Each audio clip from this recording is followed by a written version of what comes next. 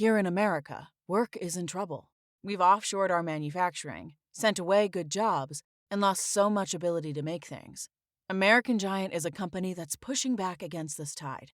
They make high-quality clothing, sweatshirts, jeans, dresses, jackets, and so much more, right here in the USA. Visit American-Giant.com and get 20% off your first order when you use code STAPLE20 at checkout. That's 20% off your first order at American-Giant.com, promo code STAPLE20.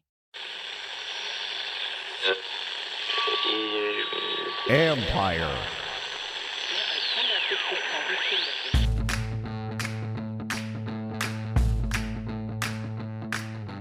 Hello and welcome to my podcast. Do me a favor, subscribe to the John Keim Report wherever you get your podcasts. If you're watching on YouTube, hit that like button, hit that subscribe button.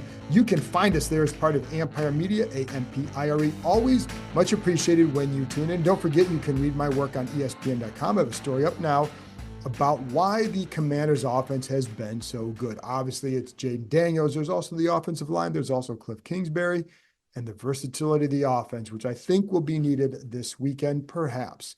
So before I get into my 5 things I think, and oh, by the way, if you want to become a club member, go to the Empire Media YouTube page, click on the word join, go from there. Just for you YouTube members, for the members this week, I had an interview with our ESPN Cleveland Browns reporter. So just give you some insight into the game. Wasn't able to work that into the regular podcast this week, but I wanted to get if those club members got that. So anyways, and next week, I'm hoping next week we have another guest for those private Zoom sessions as well. So anyways, that aside, let's get to some injuries. Then I'm going to get to my 5 things I think. So first, let's start with the injuries. Running back Austin Ekeler will play. He missed, of course, last week with the concussion, was cleared, and was not even listed on the game status report. So good to go. Now, 2 guys are out, Noah Brown, Clelin Ferrell. So Brown has a groin injury, Ferrell still dealing with the knee injury. Now, last week, Dan Quinn was optimistic that Ferrell would turn this week.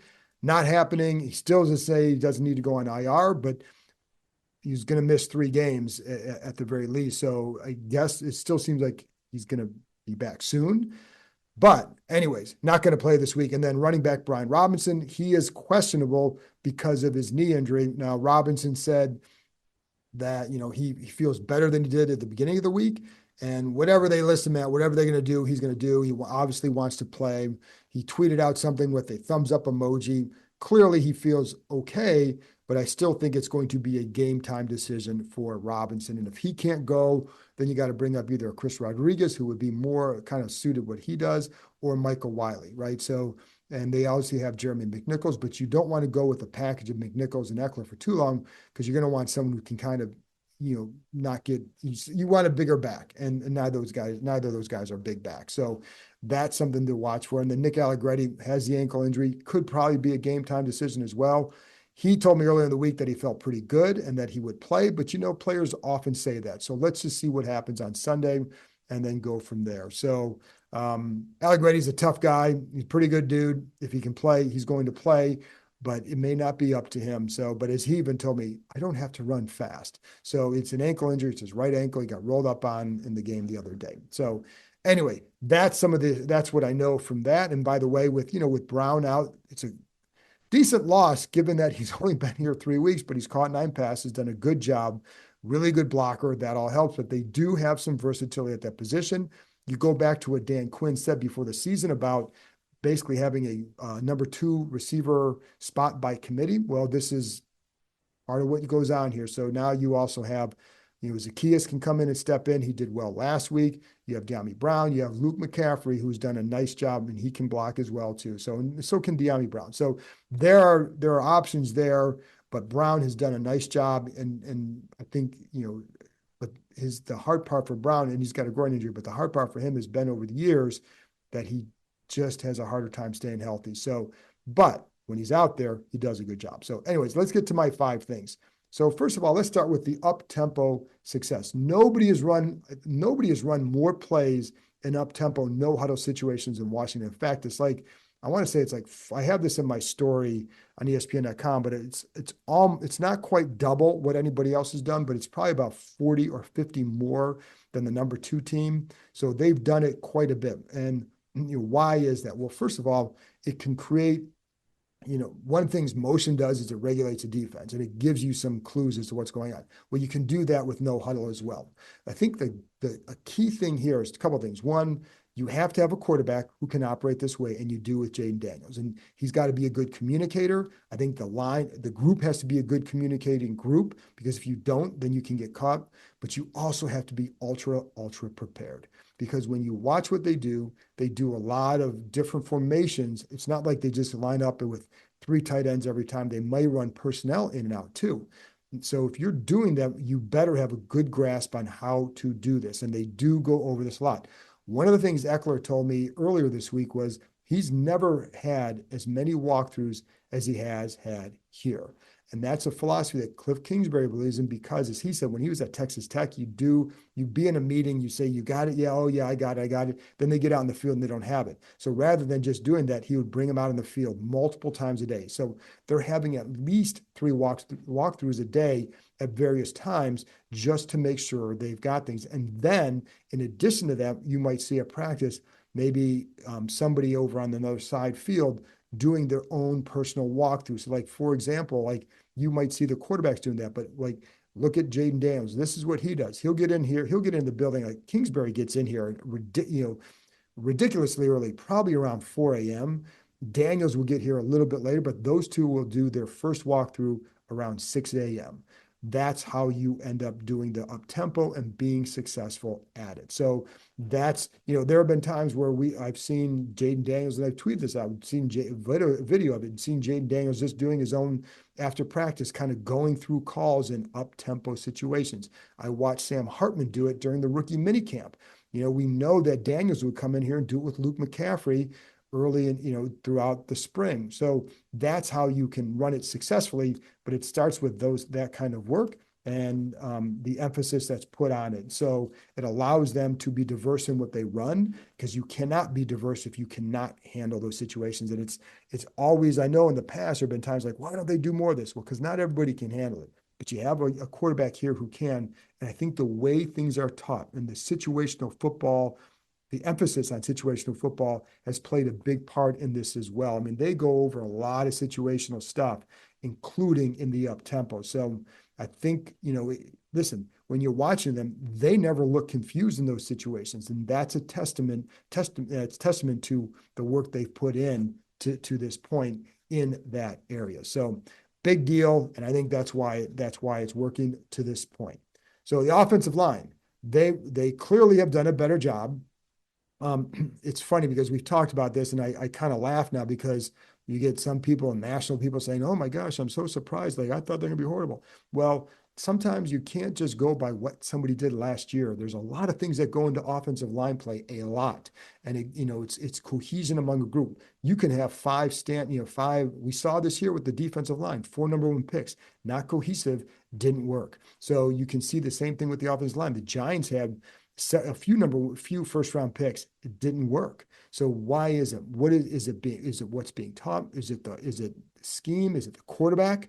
Sometimes it's a lot of all of that. And I think we're seeing that here. But one of the things they have going for them here is it is a good cohesive group. And Bobby Johnson, the line coach, who was hired in the offseason, said that one thing that helps is you've got multiple guys who played together, like Allegretti and Wiley played together in Kansas City. Cosmi and Wiley together last year.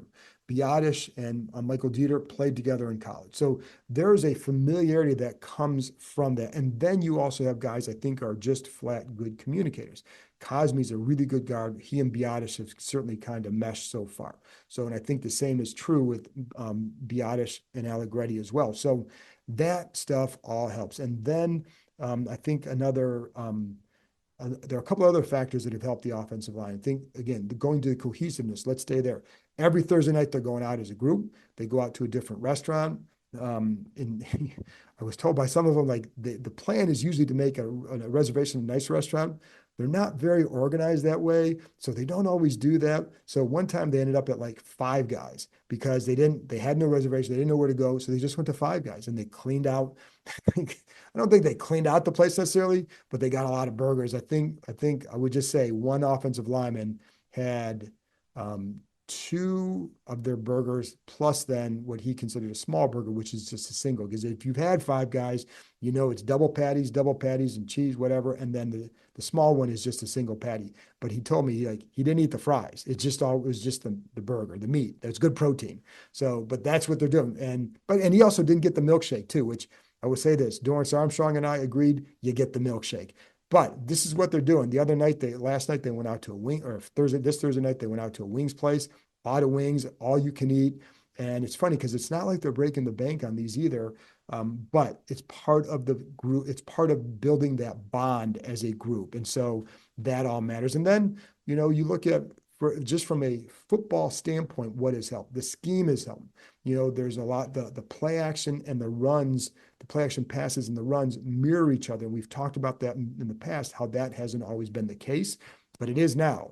And you can see that. And it's why teams are biting on it. And that's a key this weekend. I'll get to that in a minute. So, and then the other part of that too is talking to one lineman. He's like, hey, part of it is Jayden Daniels' pocket presence and pocket movement is really, really good. That helps too. And there are linemen who say like, this was going to be a sack on him. And so like, it's not. And so, but they know that at times Daniels has bailed them out. That's like, and at times they bail Daniels out by, or they help him by blocking and picking up blitzes or whatever and giving him a shot. That's how this works. And, he can extend plays, and that makes a big difference too. So all that stuff adds up, but it's why I think they're off to a good start. And it also helps, like you watch the run game is helped by the receiver blocking. That's always been the case. We talked about this in the summertime. I felt like that was a point of emphasis in the summertime.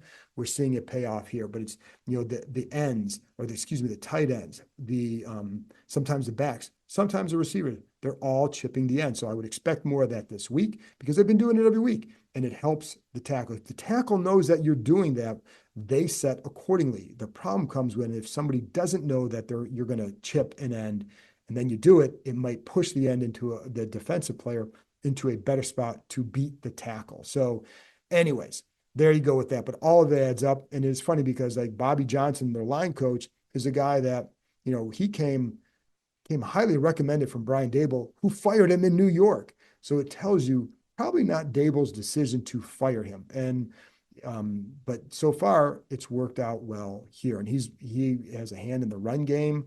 And the whole thing is developing guys. And I think Darnell Stapleton, their assistant line coach, has a good reputation for doing just that. So a lot of things that have gone into helping them out. So.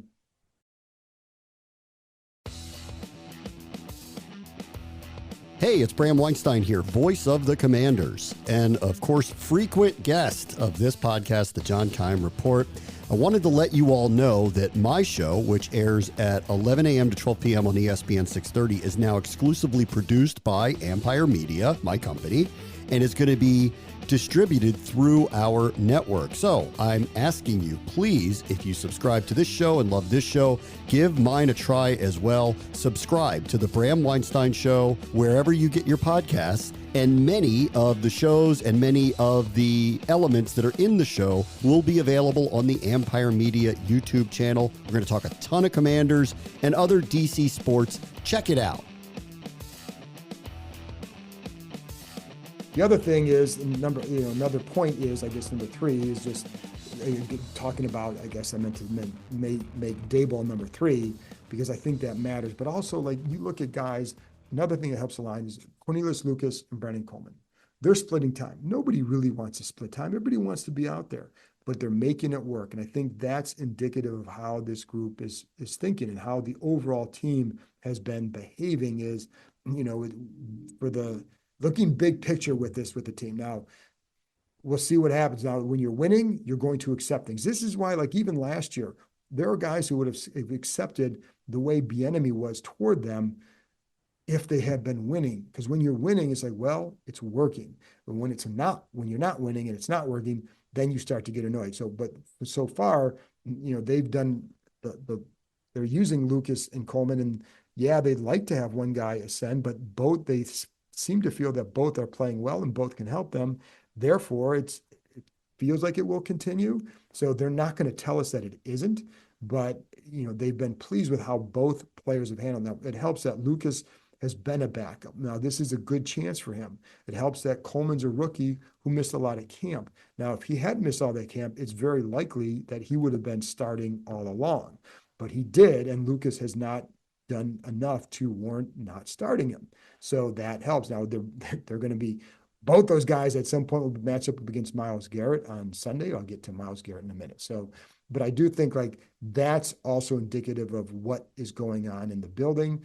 And as long as you're winning, players typically will say like, hey, we're winning, then we'll do this. So that's a big factor, and that's what they're doing now. So it's all good. And, it's funny because the other thing for that group is they were obviously very much maligned, and especially a guy like Andrew Wiley. He was, getting crushed last year and he didn't play well. But again, I always go back to scheme, et cetera, and they did not put him in a good spot. This year, I think they are. And what you're seeing from Wiley this year is more of what he can do. He can help you in the run game, and he can help you out in space. So there might be more of an issue here, but he's helping here and here. And I think you look at the total package, and it's working. Now, we'll see what happens on Sunday because, again, very good pass rusher in Garrett when he's matched up against him. Darius Smith is also a pass rusher who can match up against him, and he's got to be careful because where he has the hard time is blocking, letting guys get inside. But he's also doing other things to help because they're doing more to highlight not just if they're not running the ball so Andrew Wiley can help them, but by running the ball more and doing some other things, you're seeing that he can help you in other ways when maybe he's not the best pass protector at right tackle, but he can help you as a run blocker. He can help you out in space. So there you go. Anyways, so let's get to the wide receivers because all this ties together to help the wide receivers.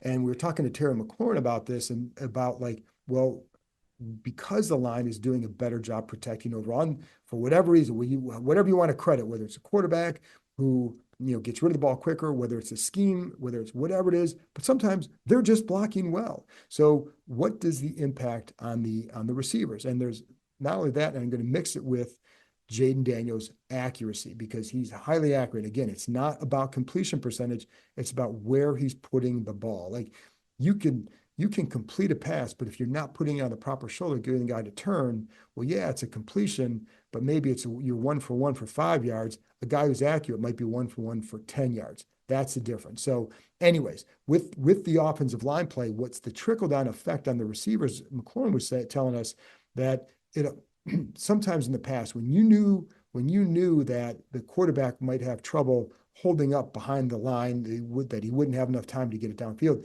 you may run your routes too fast. So you're running it at a different pace to try and do things, and maybe you don't do something because of it. Maybe you can't throw in a double move because of it. Maybe you can't do a stem because of it, because if you don't get down there as fast as you can, guys got no chance to get it off. So that's one thing. And then with the other thing is with the accuracy, kind of along with that, and it's funny because I was talking to Tavita Pritchard about this, a quarterback's coach.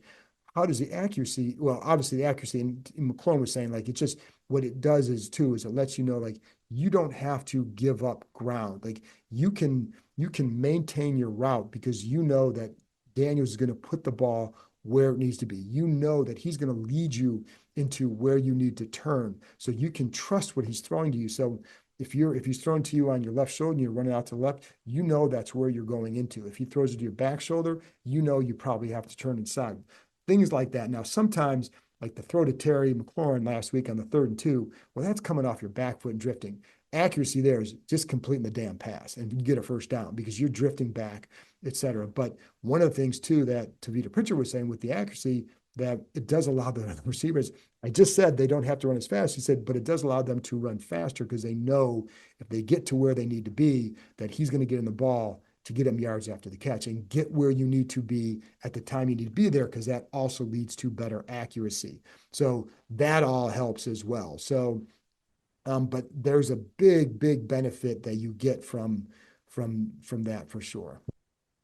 And by the way, it's funny because I was talking to Pritchard about it too.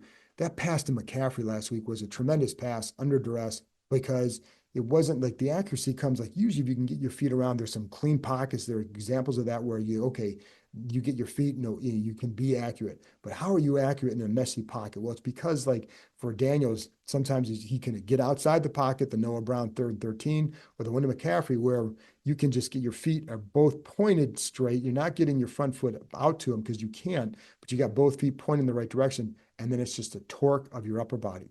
That's just all torque, but that is an impressive throw in that situation and a highly accurate throw as well. So anyways, there you go. That's all I got on that one. And then now let's go to the Cleveland. Let's go to Cleveland, right? Okay. Because in this couple of things. One, I think this is as anticipated a game that this team has had in a long time, especially for early in the year. And just because it's a chance, like, the fan base, how you guys are feeling. The players are excited for this game. Like they've been getting, tickets. I don't know. I'm assuming it's going to be a sellout. I do anticipate, I don't know how many Browns fans will be there, but what I know is there are a lot of Browns fans in the Washington area. There's a lot of Cleveland fans in the Washington area. So I do anticipate, and they probably bought tickets a long time ago. So you may get a contingent of that. I don't know how big it will be, but I do expect a really, really good atmosphere for the Commanders. And because I think people should be excited, whatever they do this year, they're becoming a fun team to watch. And that stems from the offense and number 5. And then I think the building will continue on the defensive side, and they're just going to continue on offense too. But I think the ability or the fact that you have a young quarterback who is exciting, who looks like he looks like he could be really good for a long time. That's got to be so exciting. And whether or not they go on and win the division this year, or they go 8-9, or whatever they do, you got your guy. And I think that has certainly energized this fan base. I think we'll see it reflected on Sunday. And I can tell you the players, the coaches, they've been talking about that, looking forward to what the atmosphere is going to be like on Sunday. So now with the Browns, they're struggling. They're 1-3, couple plays, and they're 3-1. Couple plays, 1 or 2 plays against the Giants. They are driving for a late score. They don't get it. They're driving for a late score against the Raiders. They don't get it. And part of what didn't help is that former Washington kicker Dustin Hopkins missed an extra point earlier in the game. Had to go, they were inside there at like the 20-yard line, inside the 20 late in the game, had to go for a 4th down instead of kicking a field goal.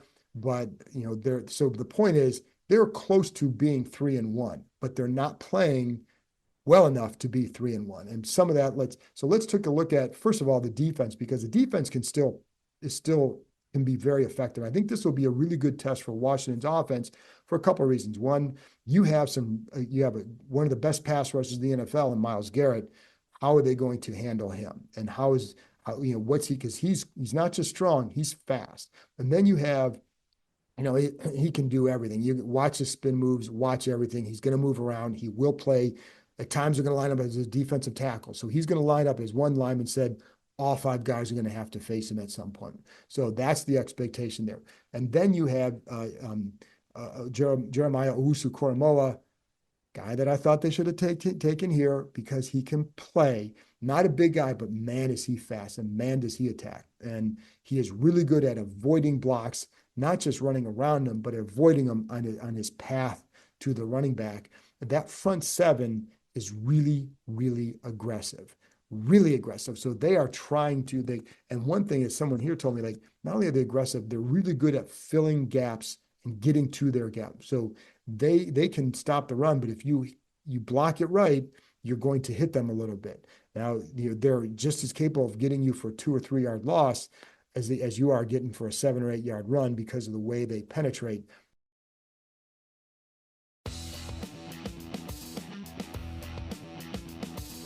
Now, Washington has had, I think it's 5 negative plays combined the last 2 games. That's a big reason for their success. Against the Giants, they had 12. And they had too many in the red zone, including the penalties. So that was why 12 negative plays, they still got 425 yards. It's kind of incredible, but it explains why they only had 21 points. So the Browns are really good in that area. So a couple of things that I've noticed, and in watching the film and then noticing it or talking to guys, they're susceptible to the play action pass, especially some play action inside digs and slants, whatever. So, if you're McLaurin, that's something he does well. So look for that. Now, Denzel Ward will cover him, I'm assuming. Denzel Ward those two played together at Ohio State. So they are very familiar with each other. He might be the best corner that McLaurin faces all year. And so that's going to be a challenge for him. He's a very patient, physical. So that's going to be a really good matchup to watch. But I think that play action pass game will be an issue. And then along with that in the run game are traps. Look for a lot of traps, perhaps, because I think that's one way they can get things moving in the ground game. And then the other guy, Martin Emerson, I'm not sure if he's even going to play, but if he does, he's a guy that, he can be a good corner.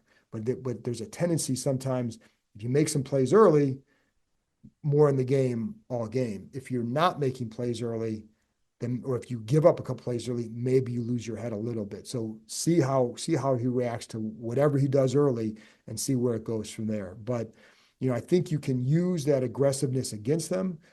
I've seen other teams do it, but it's not like they're scoring a ton of points on them, but they are having success at those times. And you can run on them a little bit.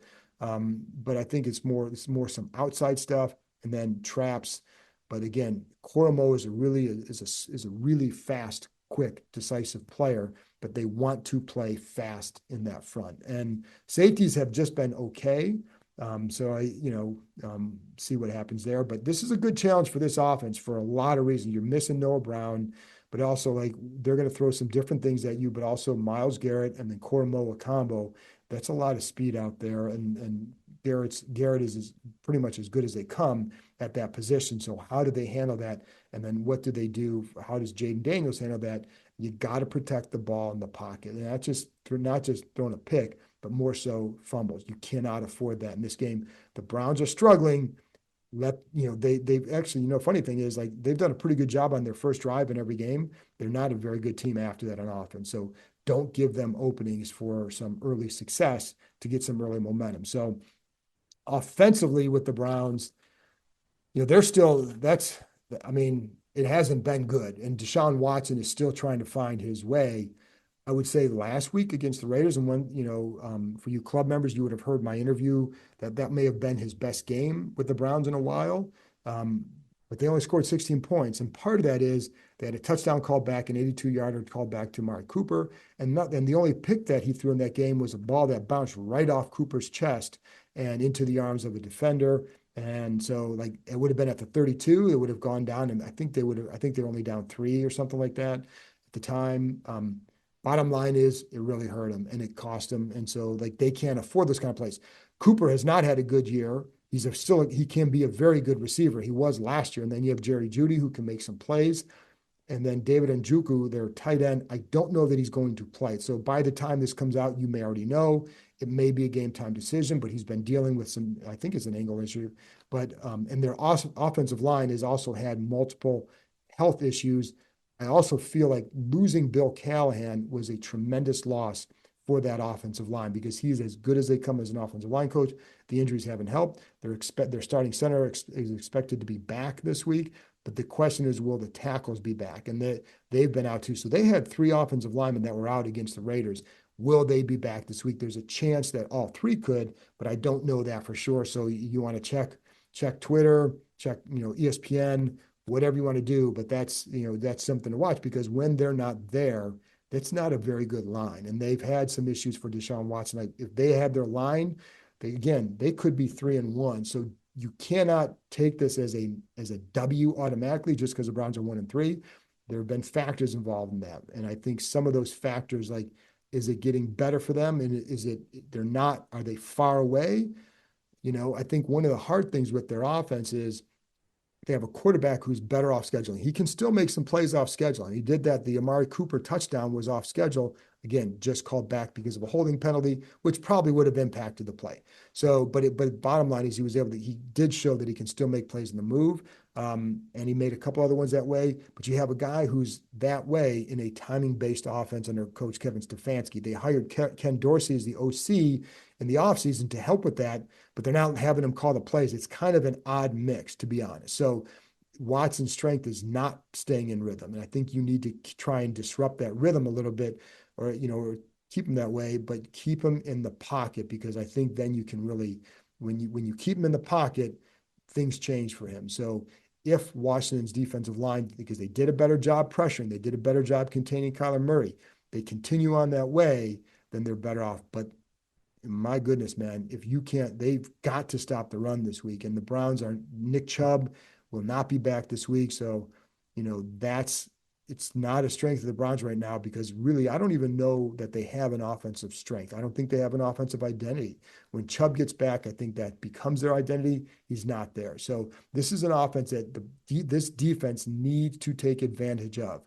You cannot let it get some momentum, because I think this will be a bigger challenge for Washington's offense.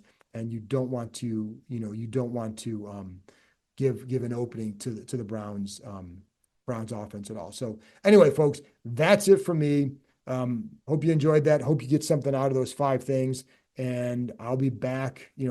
Listen, my own take on this game. I mean, you have to like Washington. I just think this is a dangerous game, not because it's a trap game, but because it's a game against a team that's 1-3.